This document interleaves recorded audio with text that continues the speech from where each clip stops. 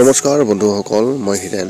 আজি মই আপোনালোকক এই ভিডিঅ'টোৰ জৰিয়তে এই 2024 বৰ্ষৰ এপ্ৰিল মাহটোত মীন ৰাশি ব্যক্তিসকলৰ কেনেদৰে পাৰ হ'ব তাৰে সম্পূৰ্ণ বিৱৰণ মই আপোনালোকক এই ভিডিঅ'টোৰ জৰিয়তে আগবঢ়াইছোঁ। প্ৰথমে মোৰ চেনেলটো আপোনালোকে ছাবস্ক্ৰাইব কৰি ল'ব, যাতে মোৰ পিছৰ ভিডিঅ'বিলাক আপোনালোকে সহজে লাভ কৰিব পাৰে। লগতে মোৰ ভিডিঅ' যদি ভাল লাগে তেন্তে লাইক আৰু শ্বেয়াৰ কৰিব, কমেণ্ট কৰি আপোনালোকৰ মনৰ ভাৱ প্ৰকাশ কৰিব। এতিয়া মূল বিষয়লৈ।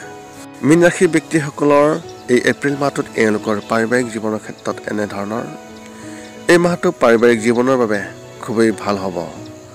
যদি আপোনাৰ সন্তানে অধ্যয়ন কৰি আছে তেন্তে তেওঁলোকে খুবেই ভাল ফলাফল পাব, যি আপোনাক উত্তেজিত কৰিব।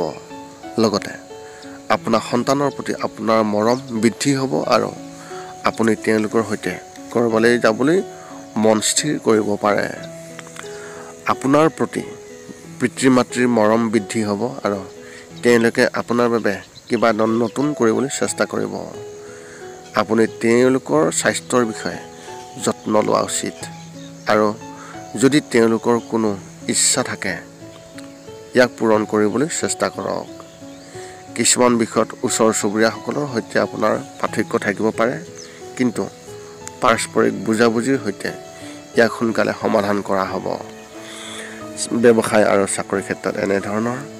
এই মাহত ব্যৱসায়ত খুবেই লাভ হ'ব, কিন্তু তাত তুলনাত ব্যয় বৃদ্ধি হ'ব। আপুনি এটা নতুন ব্যৱসায় আৰম্ভ কৰাৰ কথা ভাবিব পাৰে।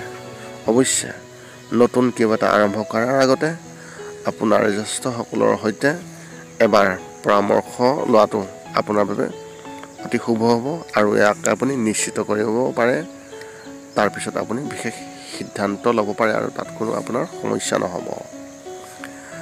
চৰকাৰী চাকৰি কৰা ব্যক্তিসকলৰ ক্ষেত্ৰত আন ক্ষেত্ৰৰ পৰা খুবেই ভাল প্ৰস্তাৱ আহিব পাৰে। এনে পৰিস্থিতিত কোনো সুযোগ এৰি নিদিব আৰু সেইবোৰ ভালদৰে অনুসন্ধান কৰি এটা নতুন চাকৰি বিচাৰিব পাৰে আৰু ইয়াত আপুনি ছাকচেছো হ'ব, যিয়ে আপোনাৰ ভৱিষ্যতে আপোনাৰ পথ প্ৰশস্ত কৰিব। শিক্ষা আৰু কেৰিয়াৰ ক্ষেত্ৰত এনেধৰণৰ। যদি আপুনি এইমাত্ৰ মহাবিদ্যালয়ত নামভৰ্তি কৰিছে আৰু প্ৰথম বছৰত আছে তেন্তে এই মাহটোৱে আপোনাৰ বাবে খুবেই শুভ ফল দিব। আপুনি শিক্ষকসকলৰ পৰা সম্পূৰ্ণ সমৰ্থন পাব আৰু আপুনি নতুন বন্ধু বনাব পাৰিব। বিদ্যালয়ত পঢ়ি থকা শিক্ষাৰ্থীসকলে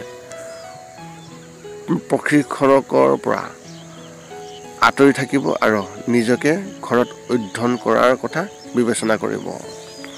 যদি আপুনি প্ৰতিযোগিতামূলক পৰীক্ষাৰ বাবে প্ৰস্তুতি চলাই আছে তেন্তে এই মাহত কঠোৰ পৰিশ্ৰম কৰক, কিয়নো সোনকালে আপোনাৰ কঠোৰ পৰিশ্ৰমে বিশেষ শুভ ৰং দিব আৰু আপোনাৰ জীৱন ৰঙেৰে ভৰাই তুলিব। আপোনাৰ ৰাশি চিহ্ন অনুসৰি ভৱিষ্যত আপোনাৰ বাবে সোণালী দিন আহিব। গতিকে আগতীয়াকৈ এই বিষয়ে অৱগত হ'ব আৰু কোনো সুযোগ আপুনি হেৰুৱাবলৈ চেষ্টা নকৰিব। প্ৰেমৰ ক্ষেত্ৰত এনেধৰণৰ। আপোনাৰ পত্নীৰ সৈতে কথা পাতোঁতে তেওঁলোকৰ ভাল আৰু বেয়া দিশবোৰ এই বিষয়ে চিন্তা কৰক, কিয়নো আপুনি কোৱা কিবা এটাই সেইবোৰ বিশেষভাৱে অসুবিধা দিব।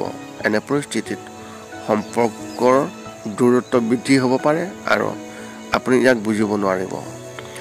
যদি সম্ভৱ হয় আপোনাৰ সংগীত সময় দিয়ক আৰু তেওঁলোকৰ সৈতে ভৱিষ্যতৰ বিষয়ে অৰ্থপূৰ্ণ আলোচনা কৰক। যদি আপুনি অবিবাহিত আৰু কাৰোবাক বিচাৰি আছে তেন্তে এই মাহত আপুনি এজন বন্ধুৰ প্ৰেমত পৰিব আৰু আপুনি তেওঁলোকৰ প্ৰেমত হেৰাই যাব পাৰে।